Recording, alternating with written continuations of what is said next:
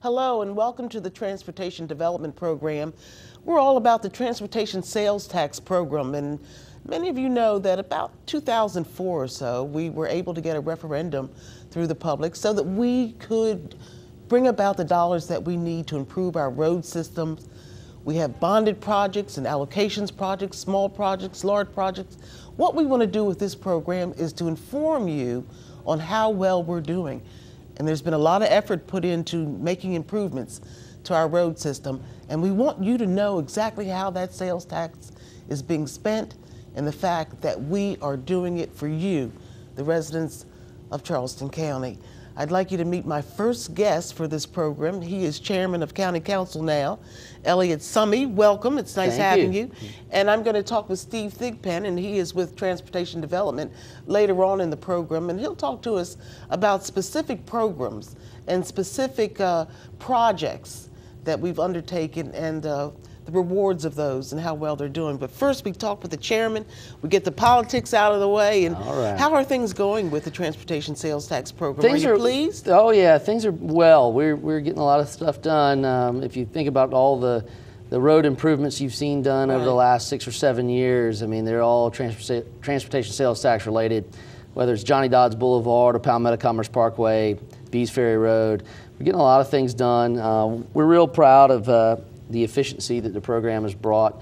We're doing a lot of engineering in-house, we're leveraging a lot of dollars with the State Infrastructure Bank and folks like that to try to get the most bang for your buck. And one of the big things I think about the financing of this program is that we were able to utilize dollars through bonds. Sure. And establishing bonds in the market, and therefore we are now able to build even more at a faster pace. Yeah, I mean, we're in an instant gratification society, so being able to bond that money and instead of spreading the length of the program out over a 20-25 year period, we can bond the money real quick and get the immediate needs done. I mean, when we started this program back in 2005, 2006, you saw we had immediate gridlock problems as this community has grown, and so we were able to attack those problems head on. Senator Scott, former Chairman Scott, was wise in his leadership to say, we're going to bond some projects, we're going to set some of this money aside for resurfacing and doing those sort of things that can be going on and on and on as the program went. But we've invested a lot in the community, roughly about $80 million in each of the major municipalities. And then, of course, the $75 million that we used and pledged towards the Arthur Avenel Bridge. We've taken these projects bundled together and used that as a match for the $558 million to finish the Mark Clark. We're doing a lot with the money. Is there any federal money, federal dollars in there? There a little bit. A limited amount? Yeah, Maybank Highway, Folly and Camp, those come right to my mind right off the rip. We participated in the CHATS, which is the Charleston Area Regional Transportation Study Committee, which is a subset of the COG. I used to chair the CHATS for a number of years. And we have used the federal allocations and matched it up with sales tax money to extend that sales tax money out even further. Do you think that we need to go back? I mean, I don't know, but tell me, do you think at some point we may need to go back to the public with another referendum? Absolutely. I think, and say that we need additional dollars, or can we depend on entities like the state and the gasoline tax to take care of that? You know, no. I think just a no. I think what we've learned we learned early on. We were the first transportation sales tax program in South Carolina of our size.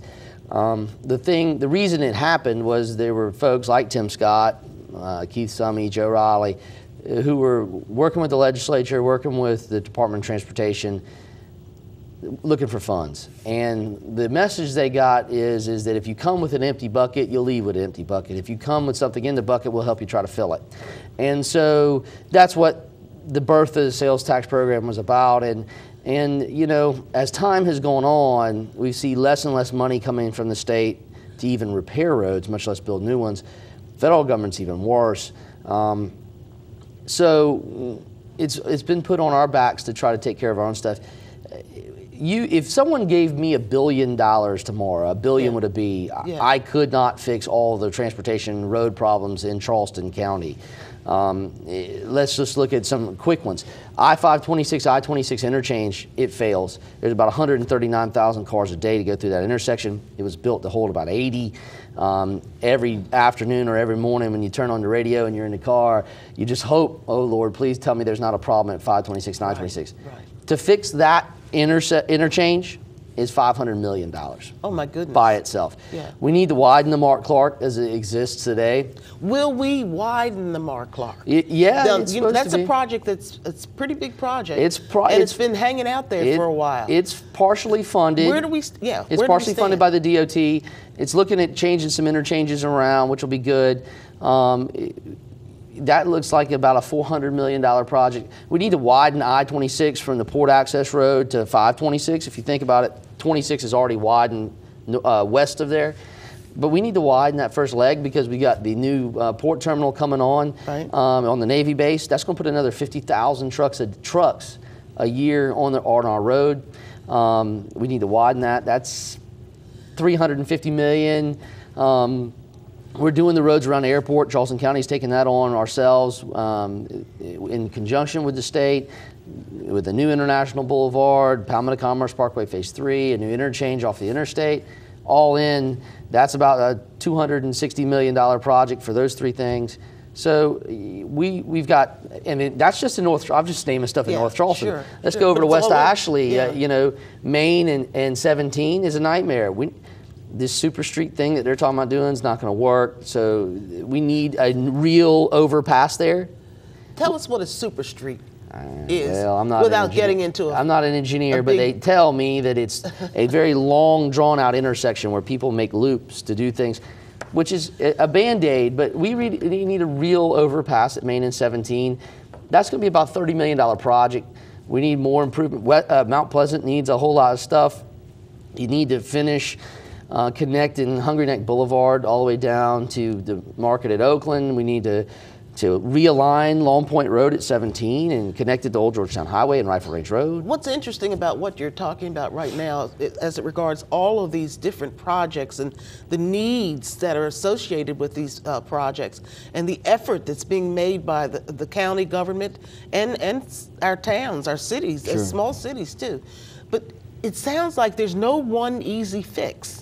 It sounds like it's going to have to be a combination of things. It's a mixed bag. I mean, So does that make the person who's going to vote in the future for hopefully a sales tax or some other means of taxing ourselves, as been suggested by the governor and by others, does that mean that we're not going to be able to get the job done in just one way, but we're going to have a myriad of ways? It's going to take a bunch of different ways. I mean, I think the gas tax is a viable solution if it's spent correctly. My druther would be that it's a local option, some sort of local option gas tax where you eat what you kill. So my fear on the gas tax would be that Charleston, Berkeley, and Dorchester counties, some of the more affluent counties in the state, the money would get sucked to Columbia and then distributed by the DOT as they see fit, instead of the local folks having the opportunity to dictate how that money gets spent.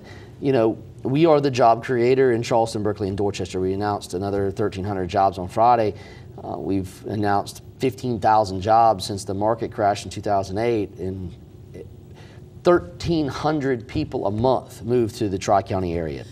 And so we have to be able to handle the problems we have now and plus plan for the future.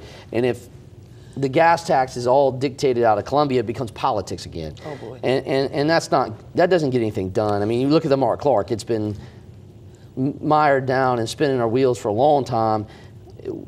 If we had the opportunity to at least 75% of that money is guaranteed to go to the county in which it's created, then the other 25 can go to McCormick County and Jasper and Barnwell and those places that don't necessarily have so that's the population. State Infrastructure Bank, the SIB. Yeah, it would be the SIB. Are they then responsible, or who's going to be responsible for delving out those dollars? See, those are questions that haven't been answered, and to me as a voter, take the politician hat off, but as a voter, I'm not comfortable voting for something that I don't know where the money I spend, where my gas tax, where is it going to go? I want it, at least a majority of it, to go to affect the things that affect me. I don't want it to go to Lancaster County.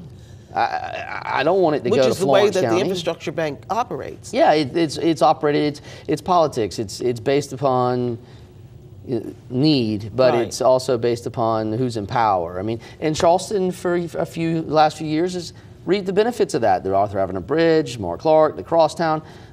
So, you know, it's hard to throw stones when you live in a glass house, but the DOT set forward a policy that says that things have to be funded by need, but they don't get down to the nitty-gritty things that are problems for us. So Palmetto Commerce Parkway, for instance, had that not been a local project, it would have never gotten done. And it's done a lot. Oh, yeah. Because in the way of economic development, jobs 5,000 jobs since have we been made finished it. as a consequence. Yeah, I mean, you tell those. So we know those at the local work. level know exactly what's needed in the community. Oh, absolutely. As opposed to having the state determine To what me, we need. To me, local government's where the rubber meets the road. Right. And so we're driving these roads every day. We're hearing from our constituents every day. We understand what the problems are. I think Charleston County has done a good job of constantly updating from an engineering standpoint where we are and what we need. I had asked you earlier, and we're about through with this segment, but I'd asked you earlier about dollars through the transportation sales tax program. Do we do that again, and will we encourage our residents to do that again, or would we rely on the state or the feds or other types of ways? I think we do it again, and I think we have to come up with a plan.